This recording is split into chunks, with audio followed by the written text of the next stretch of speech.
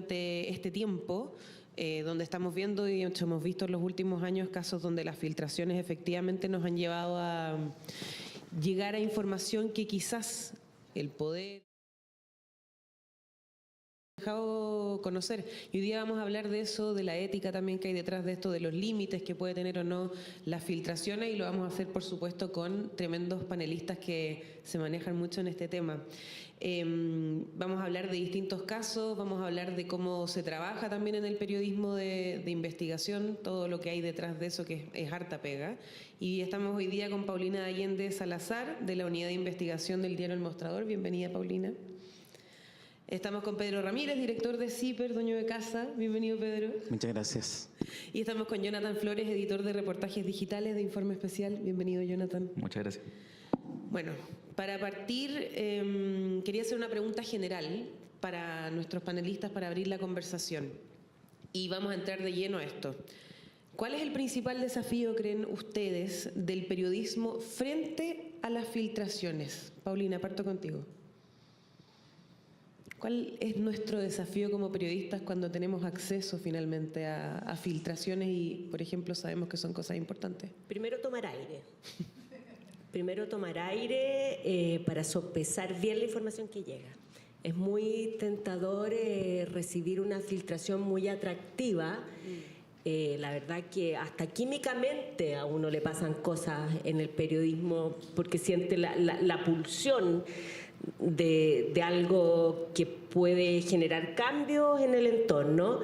Entonces, primero respirar, primero entender de dónde viene esa filtración, que no, muchas veces uno dice, es que hay un interés en esa filtración, te llegó por algo, que para mí ese no es el problema principal. El problema principal es que el contexto esté bien resguardado, que yo entienda bien ese contenido antes de publicar. O sea, el mayor riesgo de la filtración es la tentación a publicar contenido que puede generar más daño que aporte. Y voy a partir al revés. O sea, claro, lo más atractivo, la primera pulsión es publicar eso porque es muy interesante. Pero lo profundo, lo real, lo cierto es respirar, analizar, cotejar la información, que ok, después vamos con todo, ¿o no? Sí, así es. Eso es. Sí. Pedro.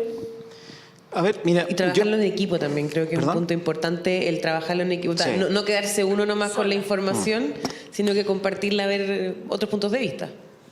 Yo creo que lo más complejo para uno como periodista cuando recibe una filtración es sopesar si la publicación de eso va a afectar injustamente la imagen, la fama, la honra de una persona natural o de una entidad, una persona jurídica, ¿no? Porque podemos cometer una tremenda injusticia, ¿no? Si no tenemos certeza de lo que estamos publicando realmente es un aporte, es de interés público y no solo está satisfaciendo el morbo, por así decirlo.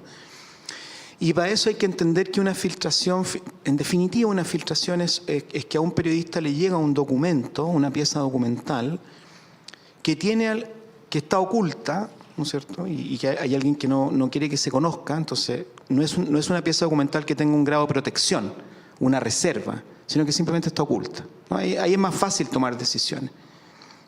Pero también puede ser que la filtración sea que a ti te entreguen un documento que efectivamente tiene un grado de reserva legal, ¿no? Porque supongamos es un correo electrónico y por lo tanto uno si lo publica, está afectando el derecho que tiene la persona a la privacidad de sus comunicaciones, ¿sí? O puede que tenga una reserva legal, ¿no es cierto?, explícita, ¿no?, que prohíbe que ese documento se haga público, o puede que sea parte, ¿no es cierto?, de una investigación que está desarrollando la Fiscalía o una investigación sumaria y por lo tanto hay prohibición, ¿no es cierto?, de que personas que no son parte en ese juicio o en ese sumario tengan acceso a estos documentos. Entonces ahí lo más relevante, ¿verdad?, es que yo como periodista tengo que asumir el riesgo de violentar, de quebrantar esa reserva. Y por lo tanto yo aplico un criterio ético, ¿no?, en que digo, bueno, esto que está aquí, ¿vale la pena que yo lo haga público? ¿No? en el sentido de que voy a de alguna forma a quebrantar esta reserva o voy a violentar el derecho que esta persona tiene a sus comunicaciones, a la privacidad, a su vida privada, a la comunicación. O sea, fíjense, si yo publico una factura, una boleta de honorario, estoy violentando la reserva que tienen las informaciones tributarias, por ejemplo, ¿no? Si yo publico, ¿no es cierto?, que este señor sacó 3 millones de pesos y se los pasó a no sé quién, puedo estar violando, ¿no es cierto?, el secreto bancario. Entonces, uno como periodista permanentemente se está preguntando si es justo o injusto lo que va a hacer. Es una pregunta ética.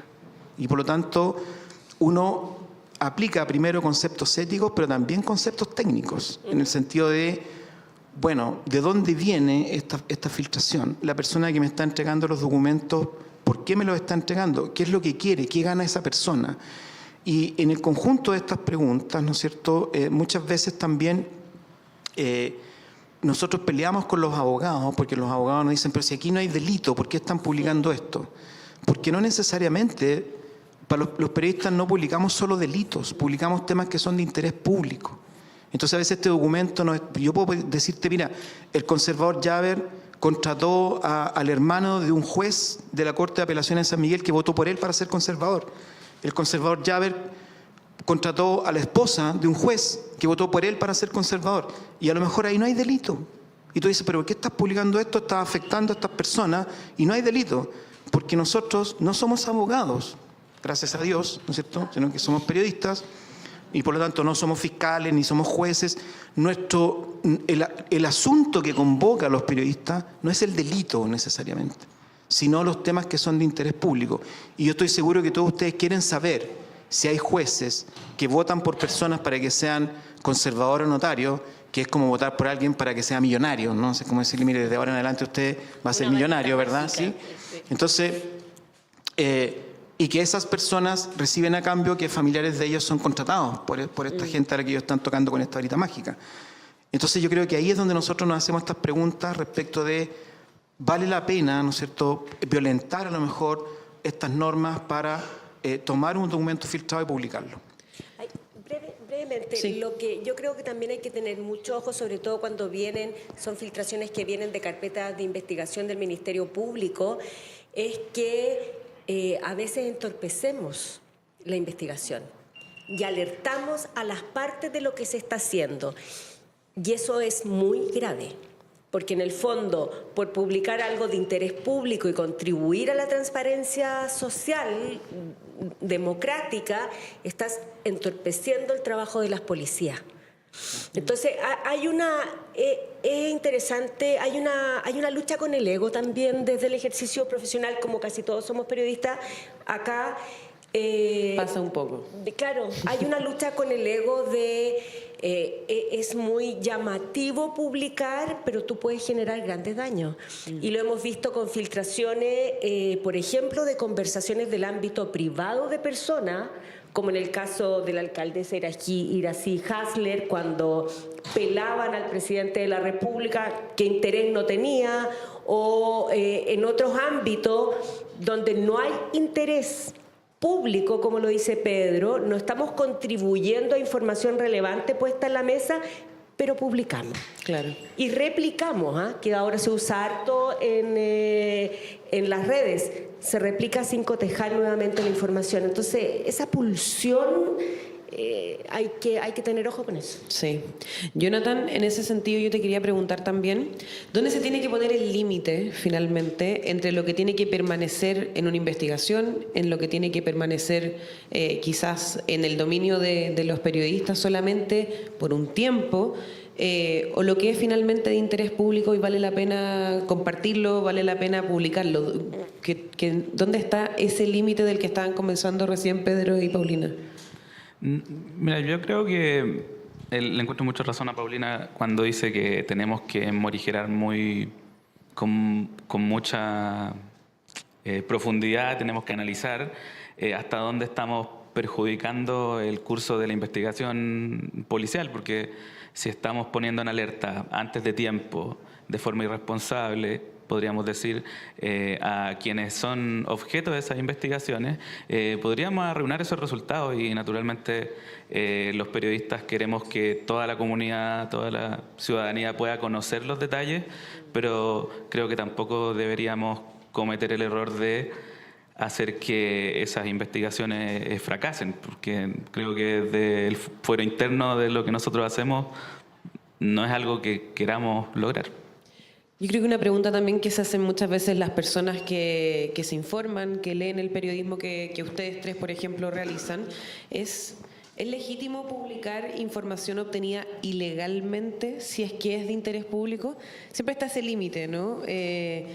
¿Dónde está ese corte de decir, saben que aunque esto no hayamos conseguido de una manera que o nos llegó esta filtración, nos llegó esta información y no es quizás de la manera más ordenada o legítima, pero es de mucho interés público? ¿Dónde está ese límite? ¿Dónde está esa decisión? Pero ¿cometimos los periodistas el delito, dices tú? Claro. ¿Cuál es la ilegalidad? Claro, o sea, en ese momento cuando se revisa, por ejemplo, no sé, se tiene acceso a algo que es, en teoría podríamos decir no publicable, pero es de sumamente importante de interés público. Sí. Claro, es reservado. ¿Dónde Reservado. tomas esa decisión de decir, Bueno, saben que esto vale la pena más publicarlo a que mantenerlo así? todas las últimas publicaciones del caso audio han sido materia reservada, digamos, eso por definición. No, yo soy una convencida que y ha pasado en temas bien complejos, porque ahora estamos pensando en el caso audio, pero hemos tenido casos de abuso sexual, en otras épocas que ha sido muy complejo. Y yo creo que si hay delito primero, si hay personas de relevancia pública cometiendo delito, yo creo que hay información publicable. Sí, otra cosa es que tú lo cotejes con el equipo, contigo, que veas bien los límites, que cuides no exponer a personas que salen en esa información que no tienen relevancia, etcétera. Cómo tú vas trabajando el material. Pero si hay delito y hay interés público y es relevante, yo soy una convencida que sí debemos publicar. ¿Sí? Pedro, ¿cuál es tu postura en ese sentido? Bueno, nosotros en CIPER tenemos, no tenemos un protocolo escrito, digamos, pero sí tenemos mucha experiencia en esto. Ya ustedes saben que CIPER tiene 18 años de vida, ¿no? Y en estos 18 años se ha ganado una imagen de credibilidad en el público, precisamente porque nosotros tratamos con mucho cuidado este tipo de temas. Entonces, lo primero que te quiero decir es que la primera preocupación que nosotros tenemos cuando se trata de una filtración que proviene de una investigación penal es no arruinar la investigación, como están planteando acá, ¿no es cierto?, en la mesa. Por ejemplo, yo te puedo decir que la Fiscalía, ¿no es cierto?, se arruinó el caso del ex alcalde de Macul que sufrió un secuestro. Se arruinó porque los colegas publicaron información que era vital, ¿no es cierto?, y que puso en alerta a los responsables que se fugaron, ¿no? Entonces yo creo que ahí también, ciertamente el periodista enfrentado a la filtración, como decía Paulina, tiene incluso ese golpe adrenalínico, ¿no? Así es como casi como meter un gol. Y es como tengo una información que no tiene nadie más y que todo el mundo va a ver, y esto van a ser 3 millones de clics, ¿no es cierto?, y de visitas. Y bueno, entonces...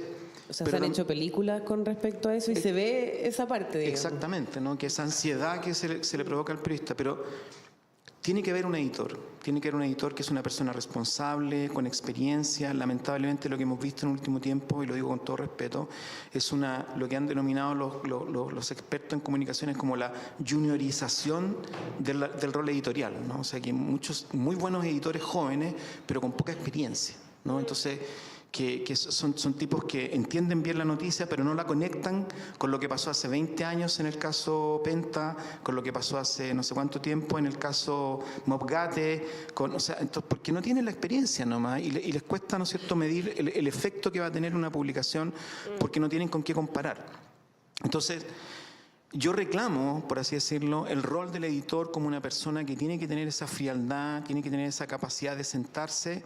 Cuando todo el mundo está dando vuelta en círculos por la redacción, así como, ¿qué haremos? ¿Qué haremos? Alguien tiene que sentarse y decir, mira, nos quedan 20 minutos para publicar, no sacamos nada con pelearnos y discutir sobre quién tiene la razón o quién se equivocó. Aquí hay que tomar decisiones, ¿no es cierto?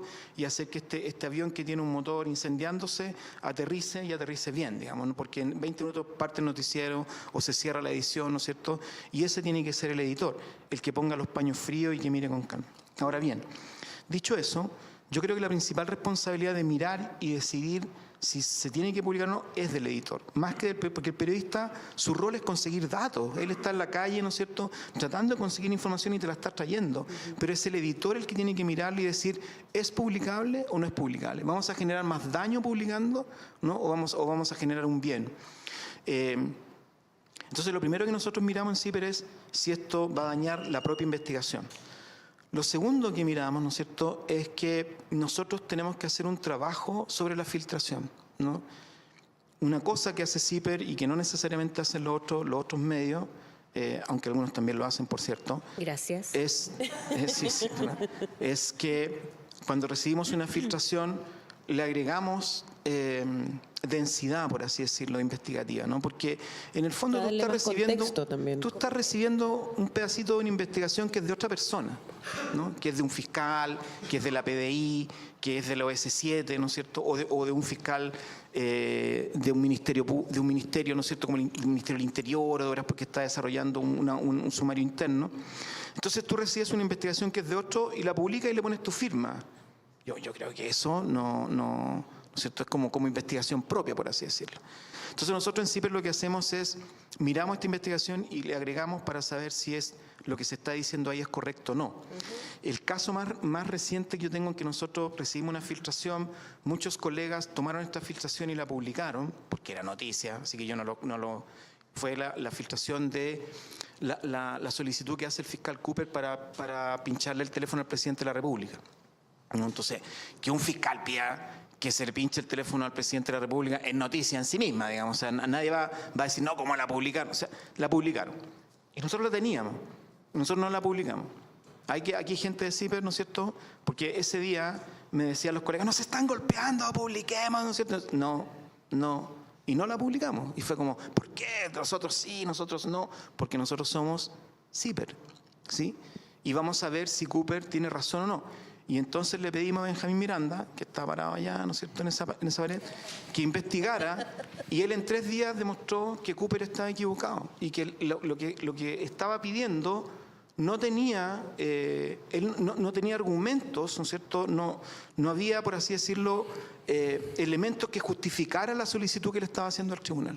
¿Sí? Pero te fijas como el ejercicio periodístico que es no al copy-paste. Exacto. Claro. Cambió la noticia. Así es. CIPER cambió la noticia. La noticia ya no era están investigando o están escuchando al presidente. La noticia era el fiscal Cooper no tiene los elementos suficientes y se equivocó por segunda vez porque en el caso, insisto, Santiago había pasado algo similar. Yo creo que lo que hizo CIPER fue que desapareció la noticia, porque cuando la noticia era pinchemos a Boric, salió un montón de gente a decir que aquí es la prueba de que Boric está metido y la moneda, no sé, y eso fue así una cascada de noticias. Y cuando nosotros sacamos nuestro artículo, esa noticia desapareció. No es que alguien dijo, no era cierto, sino que desapareció nomás, ¿no? De hecho, yo ya no la recuerdo así. Bueno, uno no recuerda esa noticia así, recuerda todo lo contrario. Dejó de ser tema, derechamente. Exactamente, dejó de ser tema. Nadie más salió a decir, mire que esto es que vuelva, porque estaba en China, ¿no? Que vuelva a Boric a dar explicaciones. Desapareció. Ahora, no es nuestro interés defender a Boric en todo caso, pero en otras cosas también le hemos pegado. Yo creo que, por ejemplo, ahora mismo nosotros tomamos el tema del caso Audio, ¿no es cierto?, de toda esta investigación sobre Vivanco, y CIPER hizo una investigación propia con datos propios que no vienen de filtraciones y generamos un nuevo caso que es el caso Fundamenta, ¿no? Y entonces este lunes o martes por ahí el fiscal anuncia, la Fiscalía Nacional anuncia que la fiscal de Los Lagos, de Regional de Los Lagos, va a iniciar una nueva investigación que es la investigación del caso Fundamenta, y nosotros habíamos hecho tres reportajes, ¿no es cierto?, sobre este caso, que es un caso nuestro, por así decirlo, ¿no?, que surge de un dato que nosotros nos conseguimos, que no está en la carpeta de nadie, y a partir de eso nosotros revisamos información y ponemos este caso sobre la mesa. Y entonces lo que está diciendo la Fiscalía es, no lo dice así, digamos, pero lo que está diciendo es, mire, este caso que fue descubierto por periodistas presenta datos tan serios que la Fiscalía va a iniciar una investigación. Claro, Entonces, que la Fiscalía lo va a tomar. sí, yo creo que eso tiene que ser motivo de orgullo no solo para CIPER, sino que para el periodismo en general, ¿no? Que los fiscales digan, oye, ¿sabes que estos cabros que son periodistas, que siempre nos ningunean a los periodistas, ¿no?, porque no cachamos nada, no sabemos nada, somos ignorantes, que digan, ¿sabes que este trabajo periodístico está tan bien hecho que efectivamente tiene que dar pie a una investigación desarrollada por fiscales en una persecución penal en forma, ¿no es cierto? Yo creo que eso también es que cuando uno toma filtraciones tiene que agregarle algo. Es que, de hecho, quería tocar un poco ese punto y preguntarte a ti, Jonathan, también, a raíz de estos casos, como algunos de los que estamos mencionando, no sé, ahora el caso Audio, el caso, no sé, tuvimos SQM, Penta, a raíz de esos casos, ¿cómo se ha ido cambiando o cómo ha ido afectando eso al rol del periodismo? Casos como esos. Yo creo, como sumando a lo que ya venían diciendo los colegas, tenemos la responsabilidad y la obligación de, en su momento, si revisamos la carpeta completa y vemos que allí los que la investigación decidió no seguir, a veces también es justo reprocharlo. O sea, en muchas ocasiones uno ha podido tener acceso a carpetas, uno hace 2 o 3 búsquedas adicionales, tira de un hilo de un punto que la investigación dejó ahí sin resolver, y se llegan a cuestiones mucho más graves que a veces por la mal llamada economía procesal que eligen los fiscales, dicen, bueno, esto ya los tengo seguros, no me voy a meter más allá. Pero uno hace una búsqueda fácil y termina encontrando quiénes están detrás de esto, sí, quiénes están manejando esto desde más arriba. El caso Manuel Guerra, ¿no? Claro. No se les persigue. Ahí también tenemos la obligación los periodistas, cuando recibimos estas filtraciones y con la investigación propia que dice Pedro, podemos determinar que hay hechos que quedaron fuera de la investigación. Nosotros ahí tenemos la obligación de hacerlos ver, de dejarlos en evidencia y bueno, pasa mucho, digamos, por recordar un ejemplo que me tocó a mí ver este año, tuvimos acceso a una de las principales carpetas sobre licencias médicas falsas, que en la primera mitad del año fue un tema muy, muy álgido, y uno podía, lo que nosotros queríamos obtener, digamos, era cada una del listado de las licencias que habían en esa investigación y ver qué nos encontrábamos. Y nos encontramos con mucho, pero mucho más de lo que terminó llevando a juicio la Fiscalía. O sea, habían 200.000 licencias en ese listado porque nosotros pudimos acceder, que lo tuvimos que ordenar, sistematizar y procesar, porque estaba, por cierto, que en la carpeta estaba muy desordenado. Y una vez que uno hace toda esa revisión, dice, pero ¿por qué llegó a juicio solo a estas personas y no todas estas otras que encontramos nosotros? Y ahí claramente hay una deficiencia. O sea, nosotros naturalmente tuvimos que resguardar todos los datos personales de ese asunto, pero fue bien curioso que una vez que sacamos todas estas publicaciones, llegó incluso hasta un consejero del CDE a consultar cómo habíamos hecho lo que hicimos. Es que es súper interesante, perdón, pero esa es la pega del periodista. La pega del periodista no es, a mí... No es solo golpear. No, es tú analizas la información y te das cuenta que el tema es otro.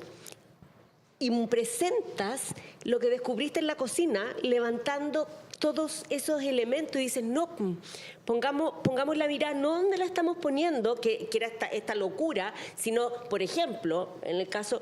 ¿Por qué la Fiscalía no está tomando todos los casos? Por ejemplo, estaba pensando ahora en la época de las platas políticas, cuando nos empezamos a dar cuenta que era Soquimich y Penta quienes estaban llevando a juicio y tenían guardado todos los otros elementos. Ahí la pega fue decir, a ver, no, pues señora, aquí se está salvando aguas andinas, se están salvando todas las pesqueras del sur, la democracia cristiana nunca dio cuenta, se le perdieron los correos al senador Walker. bueno, había que poner luz ahí. Por último, si no va a haber investigación de la Fiscalía, por eso hay que tener ojo cuando uno filtra, porque ahí no hicieron toda la pega, por distintos motivos.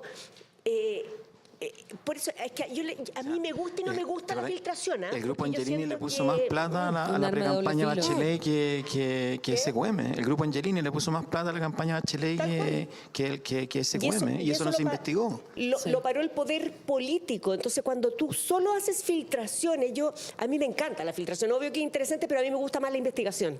A mí me pasa que nosotros Ese es el también datito, y de ahí se sigue. podemos también hacer temas propios. Es más caro, es más tiempo, es más plata. Pero si no hubiera sido, por ejemplo, en el caso de este año, nosotros en el mostrador hubiera habido investigación previa, nos sacábamos los votos afines a republicanos.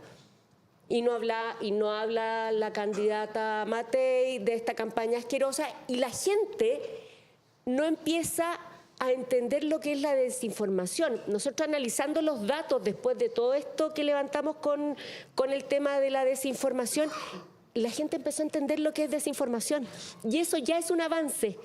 La gente empezó a comprender por esa información que existe la desinformación. Antes no estaba en la agenda ni en la conversación de nadie. Y eso no fue filtración, eso es investigación. Claro. ¿Es un poquito más caro? Sí. Es un poco más Es más caro. tiempo también. Es más tiempo. es Más que un pega. poquito. Sí. Sí, yo quería aprovechar esta instancia, aprovechando todos los que nos han venido a acompañar hoy día aquí presencialmente, a los que nos están viendo también a través del streaming, quiero hacer una patudez quizás para ustedes. Me pongo a pensar, la ciudadanía cuando ve el trabajo periodístico de investigación y las filtraciones, todo el tema tecnológico que hay hoy en día, cómo en los mismos equipos de ustedes, en las salas de investigación, cómo reconocer qué es falso, qué es cierto, si es que un audio está alterado o no hoy en día con la inteligencia artificial, cómo realizan ese trabajo también, porque me imagino que uno dice, claro, uno ve la investigación, uno ve lo que se publica, pero el trabajo dentro de la sala de redacción de los equipos es muy acuicioso en ese sentido, ¿no? Sí, sí lo es. O sea, a ver, yo creo que... ¿Cuáles son las técnicas? Bueno, básicamente, por ejemplo, cuando uno se enfrenta con un audio o con una imagen, hay programas que permiten revisar o asegurarte que un cierto porcentaje es de certeza respecto de si eso está manipulado o no, ¿no? Con inteligencia artificial, por ejemplo, que se ha convertido en un problema para nosotros, porque de repente te llegan unas fotos de algo que tú decís, bueno, ¿será cierto o no? Los audios que dieron origen al caso Hermosilla, también nosotros dijimos, bueno, pero esto será cierto o no. Acuérdense ustedes que en las primeras, cuando nosotros recién publicamos eso, hubo gente que dijo que no, que esto estaba manipulado con inteligencia artificial, ¿no es cierto? Que en realidad no lo era. Entonces, existen programas para eso. Pero yo creo que sobre todo lo más importante es como que uno como periodista hay sentido común, ¿no? O sea, que uno mira cosas, ve documentos y a veces no le cuadran nomás. Y entonces empieza a investigar esta factura, de dónde viene, por qué servicio, cómo se pagó, cuándo se pagó, ¿no es cierto? Y ahí hay una responsabilidad nuestra, ¿verdad?, de establecer si esto es verdad o no. Voy a poner el siguiente caso. Si yo, por ejemplo, descubro, porque me llega una filtración, que el OS7 le grabó una conversación al conservador Jaber en que el conservador dice, ya le entregué 1,7 millones al diputado Cristian Araya, ¿no? Y yo llamo a Araya y le pregunto y no me contesta, y le dejo WhatsApp y no me contesta. Me pide él que yo hable con su jefe de comunicaciones. Hablo con el jefe de comunicaciones, le explico, le doy las preguntas, le explico de qué se trata el tema, ¿no es cierto?, la gravedad que tiene.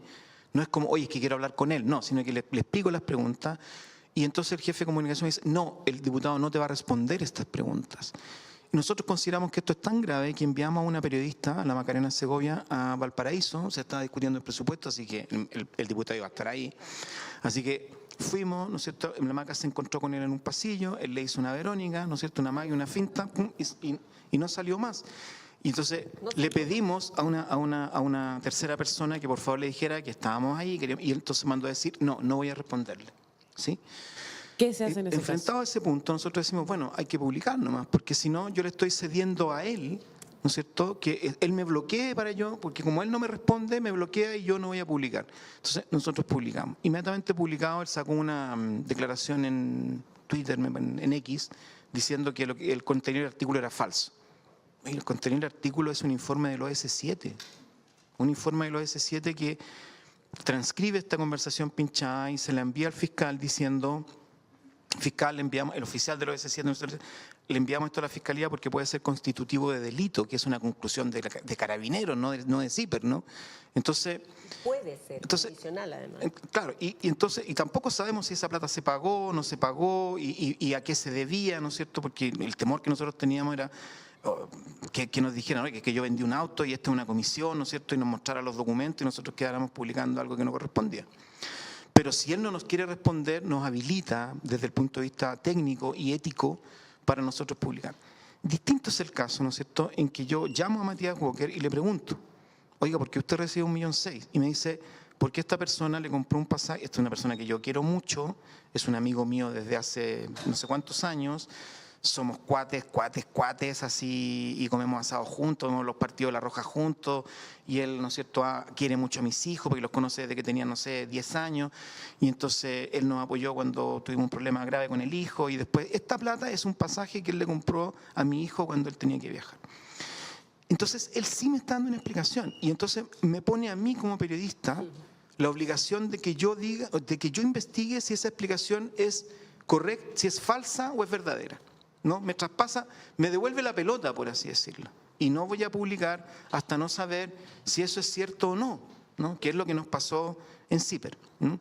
Porque fíjense que si yo tomo la decisión de publicar nomás, ¿no es cierto?, yo a lo mejor es efectivo que este señor son súper amigos y le pagó y la falta se reduce, ¿no es cierto?, a que, oiga, pero usted es diputado, en ese momento era diputado o es senador, tendría que haber hecho público esto y haberlo anotado en su declaración de intereses y patrimonio, porque claro, usted es una autoridad, esta otra persona también, ¿no es cierto? Entonces, pero deja de tener, porque en el fondo, ¿qué es lo que se instala? La idea de que le está financiando la campaña, no sé, o le está pidiendo un favor a cambio, ¿sí? Entonces yo creo que ahí también nosotros tenemos que mirar la responsabilidad que tenemos, ¿no? Cuando tú me preguntas, ¿cuándo tomas la decisión de publicar? En ese caso, nuestra decisión fue: vamos a esperar porque tenemos que ver si lo que este señor está diciendo es verdadero o no. La fecha en que su hijo viajó, cuánto costó el pasaje, si efectivamente el hijo tuvo una pasantía o no la tuvo, si efectivamente son amigos desde el año de la pera hasta ahora, ¿no es cierto? Todas esas cosas que son parte del reporteo.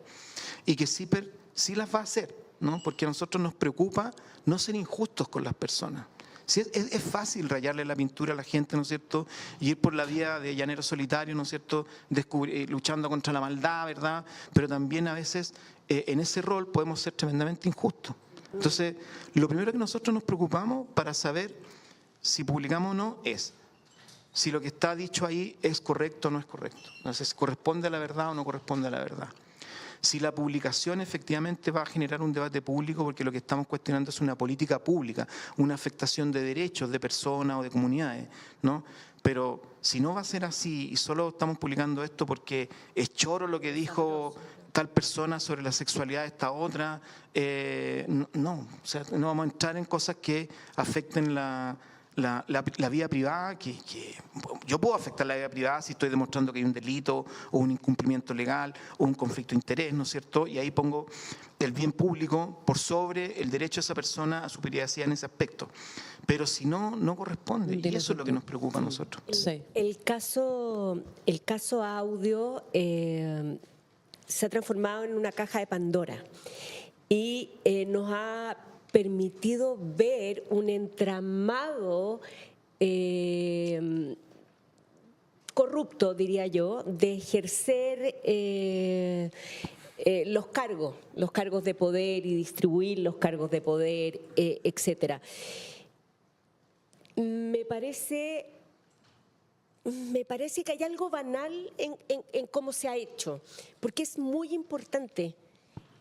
Me parece que es muy importante lo que se ha hecho, pero que también hay que dar contexto. Por ejemplo, cada vez que nosotros en El Mostrador publicamos que algún juez instaló a otro, llamó a no sé quién, lo que hemos visto todo este tiempo, bueno, contamos que también en el Parlamento se está discutiendo una normativa para que nuestros jueces sean designados de tal o cual manera, y que hay que observar qué está pasando ahí, porque es ahora cuando hay que decidir, porque llevamos 30, 40 años sin cambiar el sistema. Entonces, aportar más antecedentes a la conversación para que todos no nos quedemos solo en que el juez Ulloa no sé qué. No, el juez Ulloa hizo esto porque existe un mecanismo que viene desde el inicio de la República, es muy antiguo, que no se ha querido cambiar.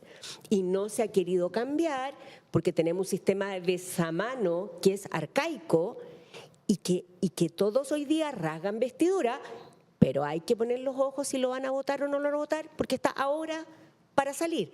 Claro. Lo mismo con nuestros notarios y nuestros conservadores. ¿Cuánto? Porque ya eres conservador. ¿Ah? Entonces, pongámoslo en contexto.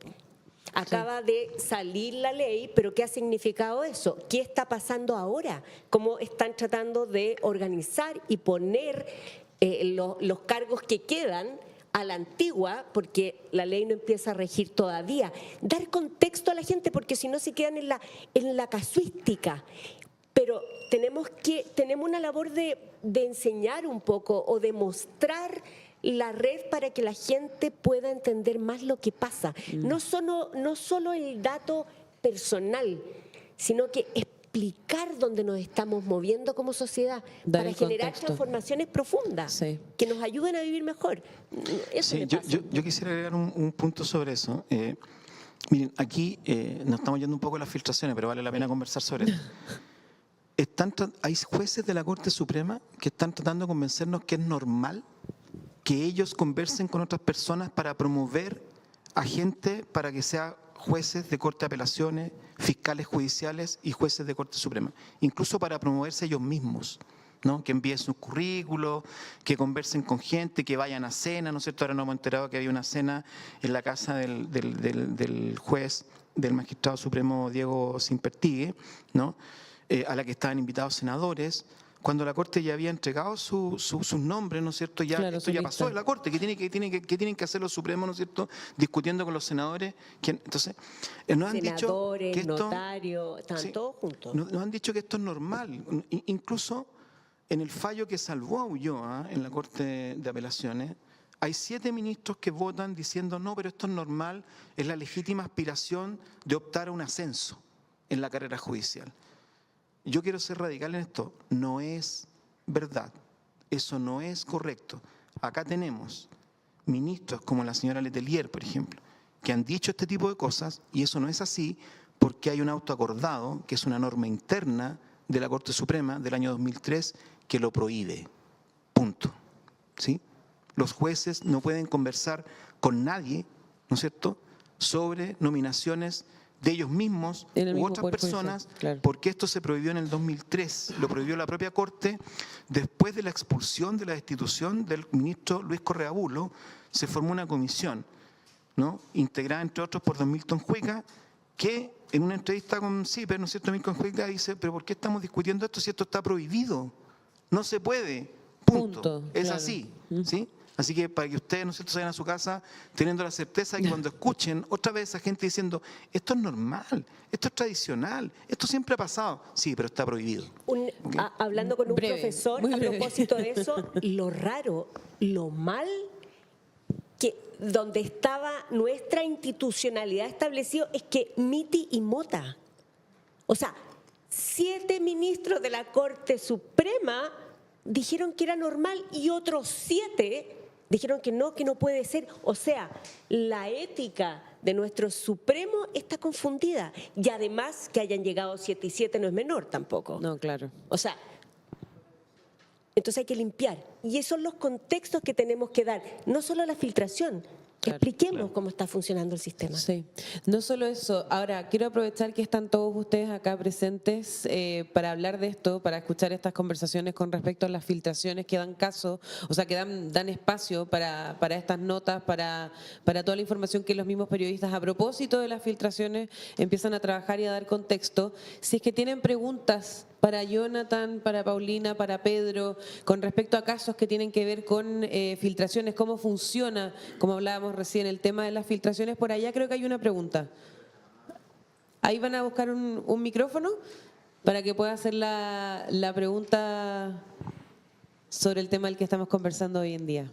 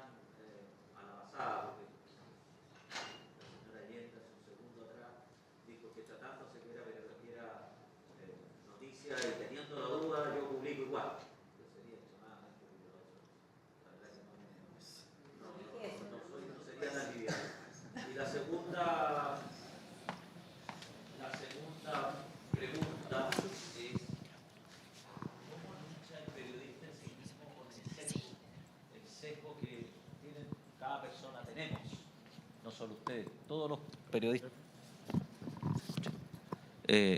¿Cómo luchan ustedes con el sesgo? El sesgo que cada periodista tiene de su posición política, de su posición valórica, etcétera. Muchas veces es complicado leer una revista, leer un artículo, leer a un periodista determinado, porque sabe que el sesgo es tal o cual y en realidad lo que él está comunicando como una noticia supuestamente objetiva, la verdad que lleva un sesgo importante detrás. Sí. Esas son las dos preguntas. Muchas gracias, Pedro. Me hago De cargo nada. alguna, ya. Gracias por la pregunta. A ver, yo entiendo, ¿no es cierto?, que aquí hay mucha gente que pasa por prisión preventiva y después sale sin cargos, digamos, o sea, sin sentencia condenatoria o absolutoria, ¿no es cierto? Pero precisamente lo que yo he dicho aquí es que yo no persigo delitos, porque yo soy periodista, no soy abogado, ni fiscal, ni juez. Lo que yo le muestro a la gente son conductas que me parece que son de interés público. Muchas veces esas conductas existen, o sea, a mí no, o sea, hemos visto un juicio, el juicio SQM, el juicio oral, en que hay personas que se fueron para la casa absueltas. Y nosotros tenemos la certeza de que esas personas participaron en un esquema de financiamiento ilegal de la política. Y es lo que le hemos transmitido, ¿no es cierto?, al público, porque entonces yo me hago cargo sobre su pregunta de los casos en que nosotros en CIPE, ¿no es cierto?, hemos tocado, ¿no es cierto?, casos en que hay gente que está en prisión preventiva, como los que están ahora, por ejemplo, acusados de pagarle coima a la señora Vivanco, que capaz que no se pruebe, ¿no? O la gente que está en prisión preventiva por el caso Fundaciones, y capaz que la Fiscalía, en el momento en que haga, ¿no es cierto?, sus acusaciones en el juicio, no se pruebe y el juzgado, el tribunal diga, no, esta gente se va para su casa, ¿no es cierto?, porque en realidad no se probó. Pero yo creo que lo que importa, en mi caso, ¿no es cierto?, es que yo no lo estoy acusando de delitos. Lo estoy acusando, estoy mostrando conductas que ellos tuvieron que me parece que pueden ser de conflictos de interés, ¿no es cierto?, de cosas que no necesariamente son delitos, pero que me parece que es importante que la gente las conozca. Y en ese sentido duermo muy tranquilo en la noche, porque no es responsabilidad mía, ¿no es cierto?, de que estén presos. Si están en prisión preventiva, injustamente, serán los fiscales y los jueces, ¿no es cierto?, que autorizaron esto, los que tendrán que explicar por qué se equivocaron de esa manera. Sí. Respecto de del segundo punto, que era el sesgo. Sí. Ya, nosotros en CIPER, y aquí hay varios alumnos, ¿no es cierto?, nuestros que, porque hacemos casi todas clases de periodismo de investigación en distintas universidades, tenemos un sistema en el cual trabajamos con hipótesis, ¿no? Nosotros tenemos hipótesis de investigación. Y nuestra forma de trabajar es que nosotros salimos a la calle a buscar todos los entrevistados y los documentos que destruyan nuestra hipótesis. Si nosotros tenemos la hipótesis de que a la señora Vivanco le pagaron coimas, la forma en que yo trabajo con mis periodistas es que yo salgo en la calle a buscar honestamente todos los documentos que me puedan probar que no es cierto lo que yo estoy pensando. Y solo cuando hago ese recorrido completo y converso con todas aquellas personas que me pueden demostrar que no es verdad que ella cobró coima, yo me quedo tranquilo y digo, este es el estándar de CIPER para publicar, ¿no? Entonces, porque evidentemente el sesgo existe, ¿no? La objetividad no existe, todos tenemos una historia, a todos nos gusta, o sea, tenemos una historia familiar, tenemos una historia de simpatías políticas, ¿verdad? Y por lo tanto, lo que nos enseñan en las escuelas de periodismo, hasta ahora, ¿no es cierto? Yo hace rato que paso por la escuela, pero hasta ahora es que si bien la objetividad no existe, la actitud del periodista debe ser tratar, ¿no es cierto?, de alcanzar la objetividad. No existe ya, pero nosotros tenemos una actitud de acercarnos a ella lo más que podamos. Y tenemos que limpiar nuestros sesgos. En ese sentido, fíjese, y lo he comentado varias veces, yo vengo de una escuela, la Escuela de la Católica, donde tuve compañeros de curso periodistas de derecha, ¿no? Y otros de izquierda.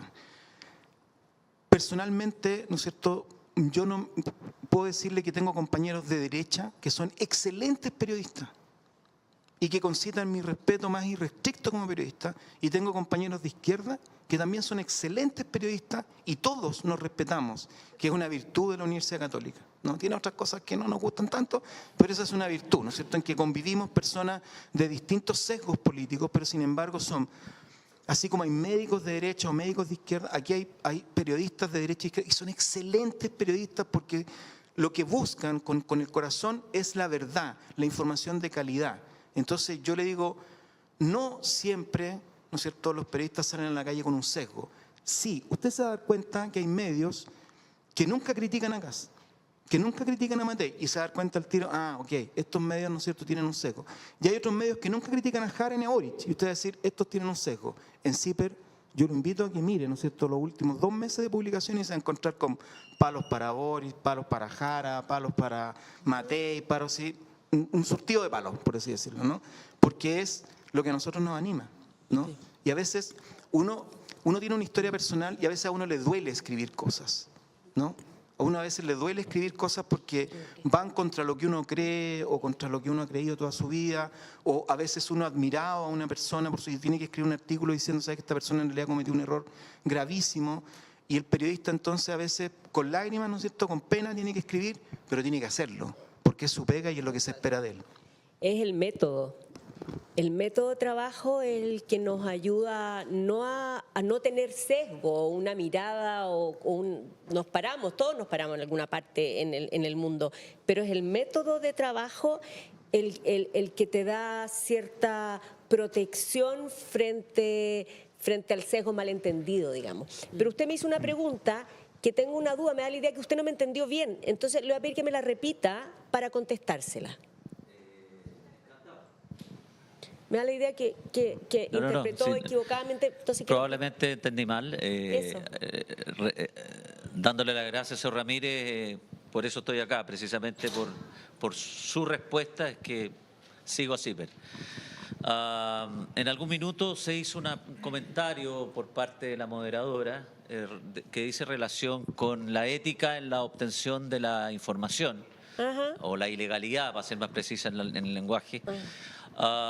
Y ahí respondió la señora Salazar, que decía relación con que, mira, sí, yo tengo duda y si en algún minuto esto es noticia, no me quedó claro si investigaba mucho o no, pero lo publicaba igual o me retractaba de publicarlo. Un poco eso, ese es el sentido de la pregunta. Sí, lo aclaramos. Lo ayudo.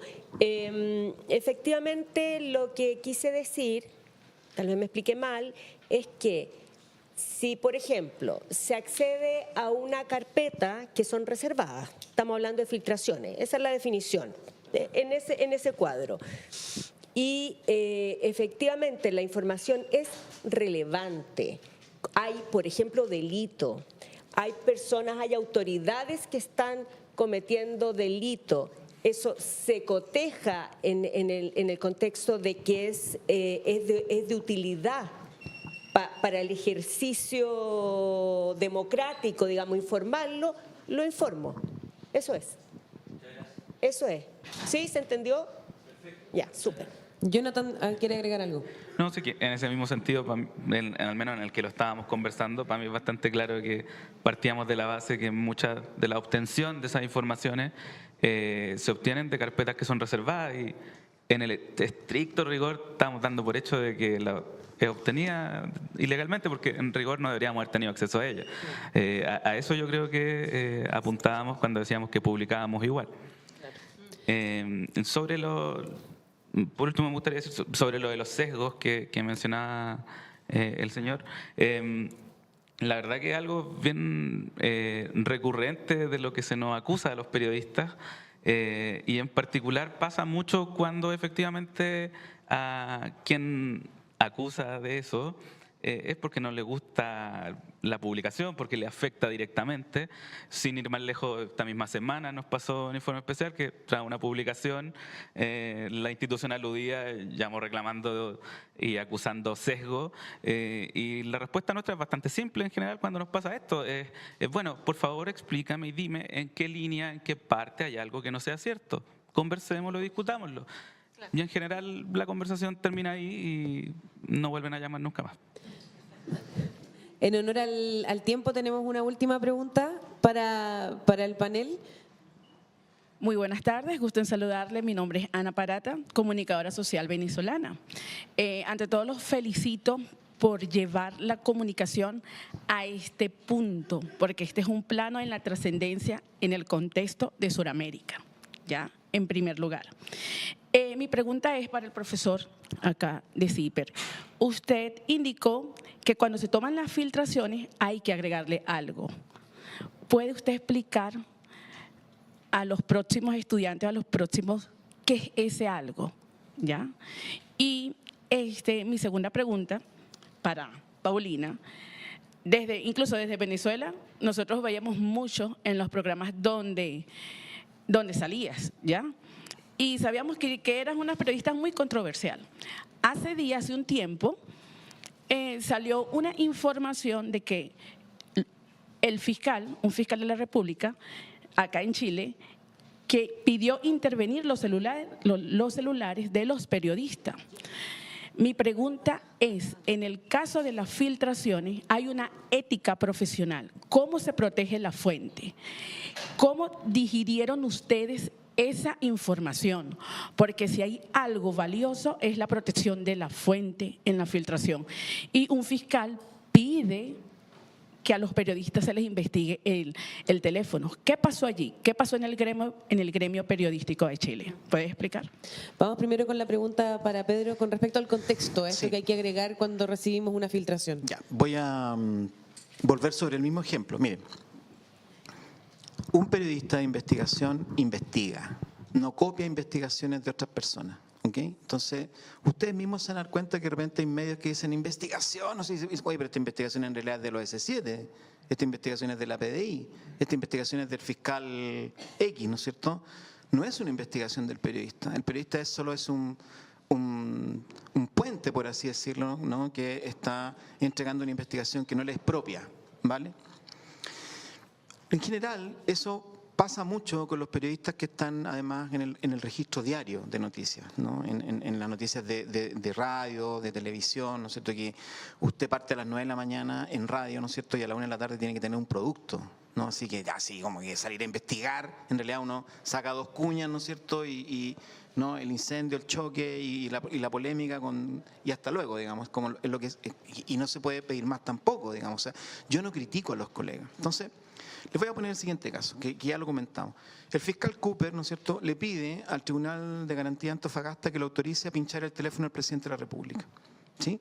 Y sostiene que él ya tiene una confesión de partes diciendo que la plata que tenía Procultura, que le debía a una persona, no se la van a pagar. ¿Se acuerdan de eso, no? O sea que Procultura le debía plata a un proveedor y este proveedor dice, ¿no es cierto?, en una conversación telefónica pinchada, que fue a cobrarla y Procultura le dijeron, no, ¿sabes que no te vamos a pagar? Porque esa plata nosotros ya la pusimos en la campaña de Boric. Entonces, el fiscal Cooper dice, tengo la prueba, la confesión, ¿no es cierto?, de que aquí hubo financiamiento desde Procultura a la campaña de Boric y por esto estoy pidiendo que se le pinche el teléfono al presidente. Ya, ese es el caso. Entonces, ¿qué hacen los colegas que están en el registro diario que reciben esta filtración? La publican. ¿Por qué la publican? Porque es una noticia que un fiscal pida, ¿no es cierto?, pincharle el teléfono al presidente. No lo vamos a cuestionar. Pero un periodista de investigación llega y la publica, no, tiene que agregarle algo, ¿no? ¿Qué significa agregar? Significa que tiene que hacer su propia investigación para saber si lo que está diciendo ese papel es cierto o no. ¿Y qué fue lo que hicimos nosotros? Fue encontrar a esa proveedora, ¿no? Ya cuando miramos este papel, ¿no es cierto?, en que Cooper decía, aparece una señora identificada como, ¿cómo se llamaba, Benjamín?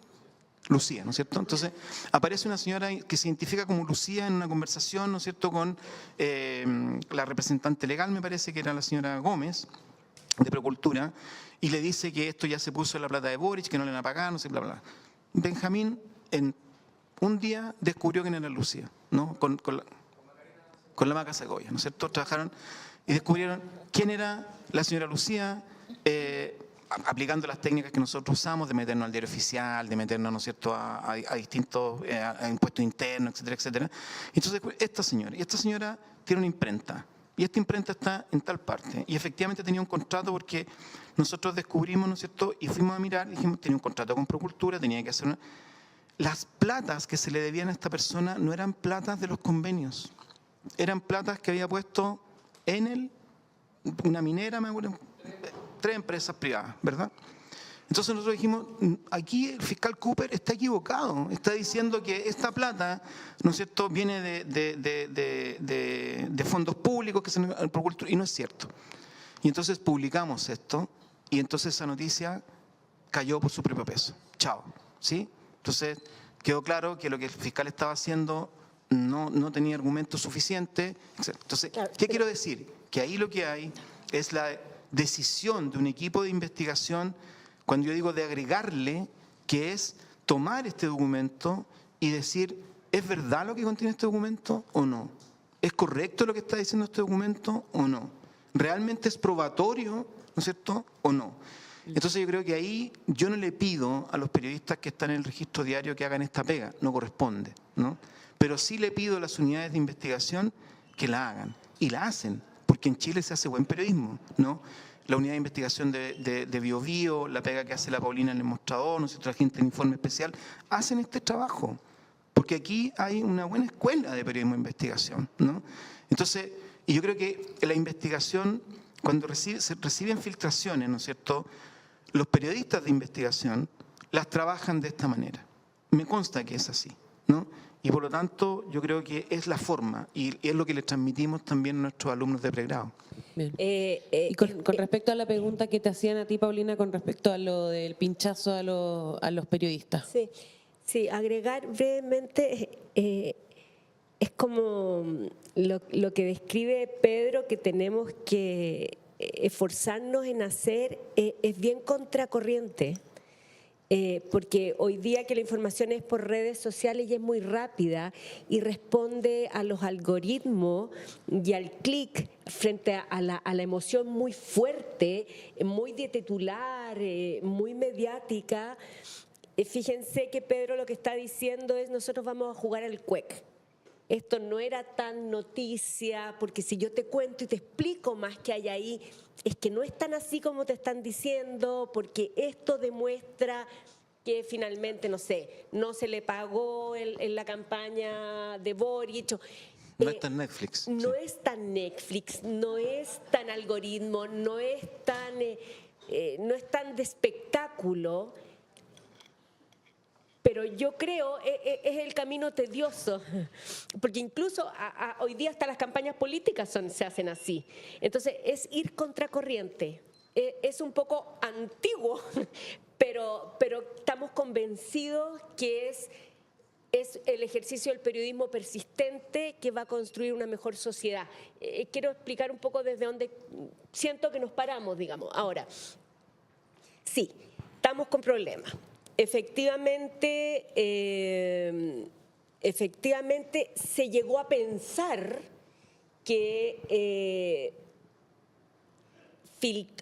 seguir los llamados de un listado de periodistas para saber cómo se habían filtrado, lo que estamos hablando, los contenidos de la carpeta, y que la Fiscalía, conociendo la ley, lo haya considerado plausible, nos plantea algo bien novedoso, diría yo, porque desde que existe la reforma procesal penal y tenemos el Ministerio Público, yo no había visto nada parecido. Yo creo que sí estamos en un minuto donde los periodistas tenemos que volver a vernos.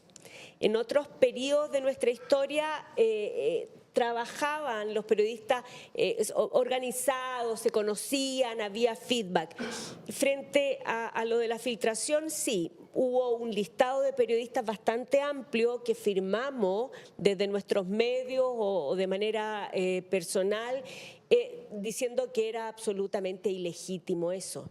Pero fíjate, es interesante porque eso se suma a otro elemento que hoy día está poniendo en riesgo el ejercicio, y es esta ley que está en el Senado, que presentó el senador Araya, Durresti, Ebensberger. Gente muy progresista. Claro, llama la atención, donde en el fondo lo que se busca es que frente a filtraciones no se persiga solo, por ejemplo, al fiscal que filtró o al policía, sino que al periodista que difundió. Y está en el Senado y se está discutiendo con seriedad, y eso es con pena monetaria. Entonces, hay varios elementos que están ocurriendo frente al ejercicio del periodismo, y es súper importante que estemos informados y que lo demos a conocer, porque esa normativa que se quiere hacer está avanzando, no se ha parado, silencioso, pero está avanzando. Entonces, sí, yo creo que trabajar juntos es muy importante, y saber lo que están los otros periodistas también es súper importante. Lo digo porque yo misma he vivido como estas presiones judiciales y todo eso, entonces es importante ver qué está pasando. Yo solo quiero rescatar que, bueno, de esa nómina creo que son como 11 periodistas y 9 son de CIPER, ¿no? Sí. De estos que los quieren georreferenciar. Un detalle. Yo solo quiero rescatar un hecho, y es que el juez de garantía dijo que no. ¿No? Y creo que eso es muy importante, ¿no? O sea, este es un país donde pueden pasar cosas y hay que estar atentos, ¿no? Por lo que puede venir, digamos, pero la institucionalidad funcionó. O sea, el secreto de fuente, si nosotros queremos libertad de expresión, si nosotros queremos libertad de información, si nosotros queremos libertad de opinión y la valoramos como uno de los pilares de la democracia moderna, ¿no es cierto?, el secreto de fuente para los periodistas tiene que estar legislado y tiene que ser respetado. Y tiene que ser protegido, punto. Sí. Y aquí el juez al que esta fiscal le pidió, el juez le dijo, de ninguna manera. Así que yo me quedo tranquilo porque al menos funcionó como tenía que funcionar. Oye, este tema es súper... A la salida podemos conversar más porque tenemos que cerrar este panel. Podríamos estar mucho rato hablando de este tema porque es un tema que genera muchísimo interés ciudadano y también sobre todo para quienes están aquí que estudian periodismo. Por ahí en los pasillos a la salida se pueden acercar obviamente a Pedro, a Jonathan, a la Paulina para resolver sus dudas, para conversar sobre esto, y bueno, yo creo que eventualmente en otra edición o hacemos 2 paneles sobre temas de filtraciones o hacemos uno más largo. No dije ni la mitad de lo que pensaba. No alcanzamos, no nos dio el tiempo, pero eso, vamos a seguir obviamente siempre tratando de compartir estos conocimientos porque nos consideramos y considera CIPER a través de su festival, que es súper importante. Muchas gracias a todos por estar acá, por haber venido. El aplauso para Pedro, para Paulina, para Jonathan. Búsquenlos por ahí afuera en los pasillos y los interceptan. Gracias.